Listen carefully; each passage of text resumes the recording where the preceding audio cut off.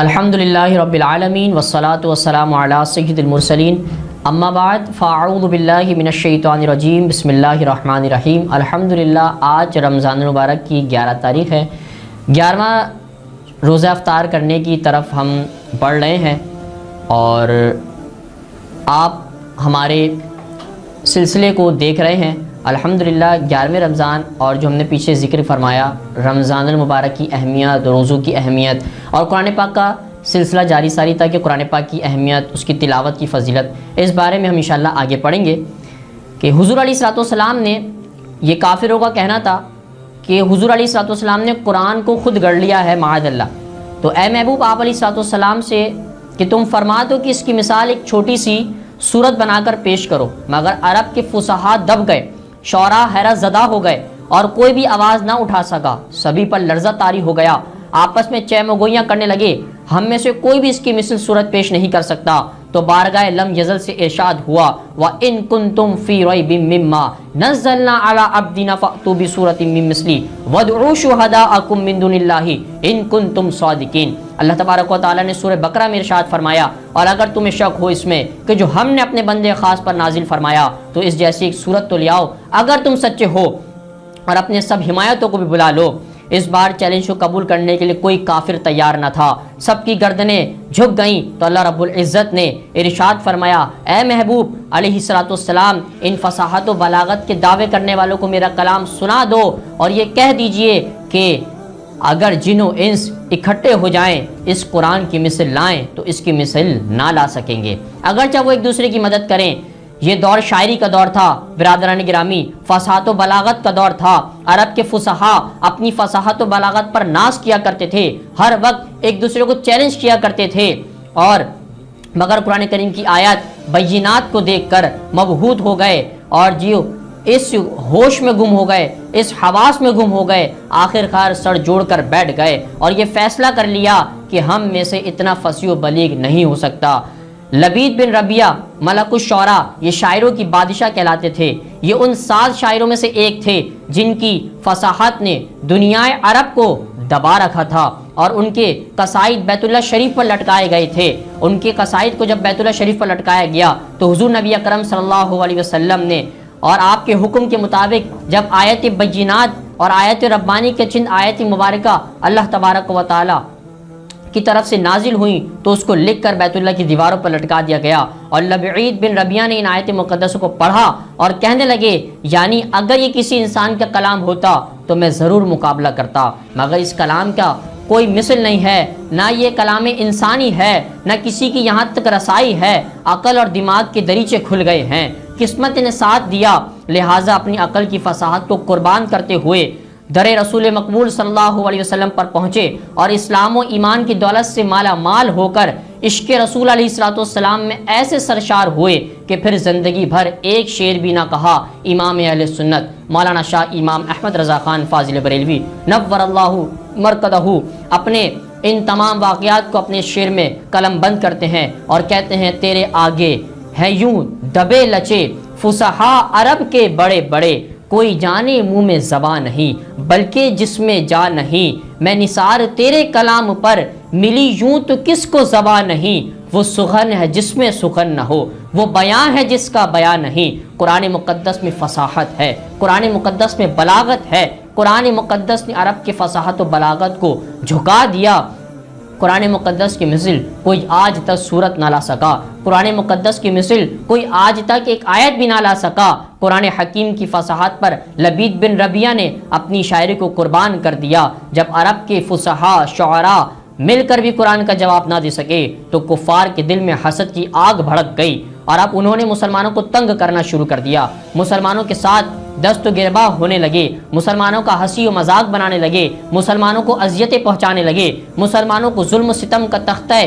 مشق بنانے لگے، قرآن پاک کو جادو کہنے لگے معاذ اللہ، غرض کہ ہر بے ادبی، مگر آج تک کوئی شخص قرآن مجید کی مثل نہ لا سکا۔ اب یہ لوگ شمشیر زنی پر اتر گئے۔ قرآن کریم کی عظمت کا یہ چیلنج آج بھی موجود ہے، قیامت تک اس کا کوئی جواب نہ دے سکے گا۔ قرآن کی وجہ تسمیہ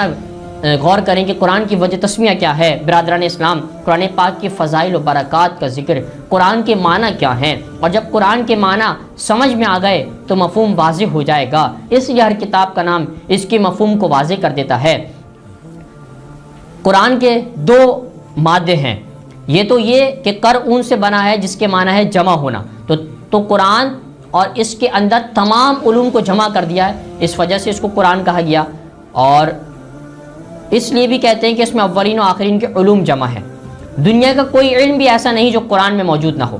علوم انبیاء قرآن میں، علوم فرشتگان قرآن میں، علوم عرش قرآن میں، علوم فرش قرآن میں، علوم لوح قرآن میں، علوم توریت قرآن میں، علوم انجیل ہے قرآن میں، علوم دینی قرآن میں، علوم برزخ قرآن میں، علوم ظاہر قرآن میں، علوم بظاہر قرآن میں، علوم حیات قرآن میں، علوم ولایت قرآن میں، علوم جنت قرآن میں، علوم زبور قرآن میں، علوم صحائف قرآن میں، علوم حشر قرآن میں، علوم ممات قرآن میں، علوم تصوف قرآن میں، بلکہ یوں کہیں کہ تمام علوم قرآن عظیم میں موجود ہیں۔ اس لیے ارشاد باری تعالیٰ ہوتا ہے کہ اور ہم نے تم پر یہ قرآن اتارا ہر چیز کا روشن بیان ہے، یا یوں کہیے کہ قرآن کریم تمام بکھرے ہوئے کو جمع کرنے والا ہے۔ تو عربوں کا طعام کلام اور لباس اور ہے، ہندوؤں کا طعام کلام اور لباس اور ہے، سندھیوں کا طعام کلام اور لباس اور ہے، افغانیوں کا طعام کلام اور لباس اور ہے،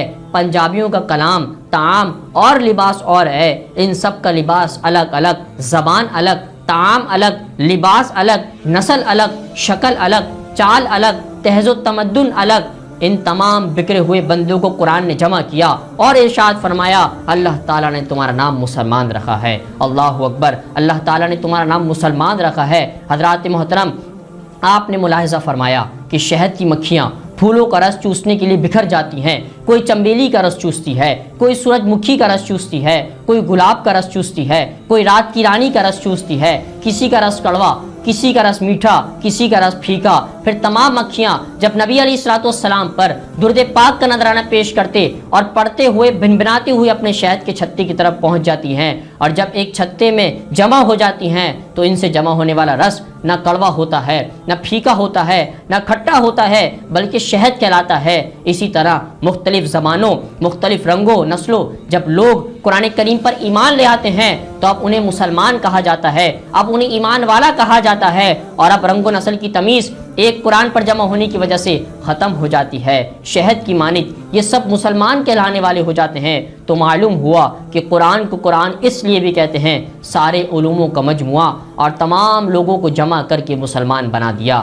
یا یہ لفظ قراءتن سے مشتق ہے جس کے معنی ہے پڑھی ہوئی چیز، اور یہ معنی بھی بالکل صحیح ہے، اس لیے کہ توریت لکھی ہوئی نازل ہوئی، زبور لکھی ہوئی نازل ہوئی، انجیل لکھی ہوئی نازل ہوئی، صحائف لکھے ہوئے نازل ہوئے، مگر قرآن مقدس و عظیم کتاب ہے کہ جو پڑھا ہوا نازل ہوا، اور جو اللہ تبارک و تعالیٰ کی طرف سے جبریل امین نے پڑھ کر سنایا، اور حضور سید عالم صلی اللہ علیہ وسلم نے پڑھا، اور پھر صحابہ کرام رضوان اللہ تعالیٰ علیہم اجمعین کو پڑھ کر سنایا گیا، اور صحابہ کرام علیہم رضوان نے اپنے دلوں میں اس کو نقش کر لیا۔ اور یوں بھی کہا جا سکتا ہے کہ قرآن جس قدر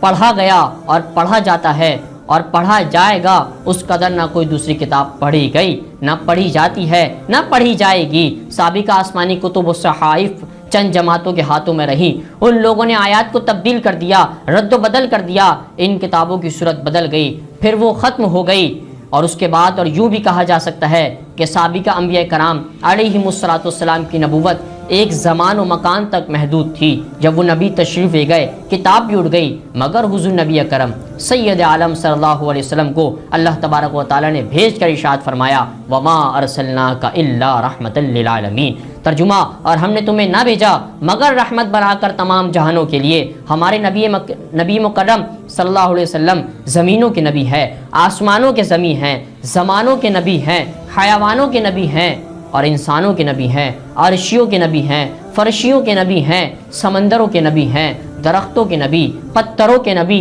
بلکہ سائر کائنات کے نبی ہیں۔ سمجھ لیتا ہے جو شان محمد، وہ ہو جاتا ہے قربان محمد۔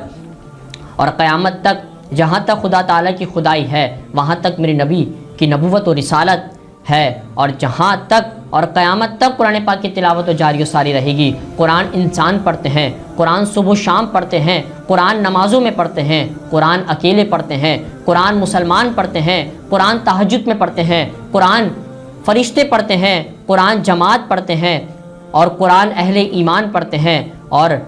الحمدللہ قرآن ایک ایسی کتاب ہے جو اللہ تبارک و تعالیٰ کی طرف سے ہمارے نبی اکرم صلی اللہ علیہ وسلم پر نازل کی گئی۔ ہمیں قرآن کی تلاوت کو روزانہ کی بنیاد پہ پڑھنا چاہیے۔ دعا ہے اللہ تبارک و تعالیٰ ہمیں قرآن کو سمجھ کے پڑھ کر اور اس پہ عمل کرنے کی توفیق عطا فرمائے۔ وما علینا الا البلاغ المبین۔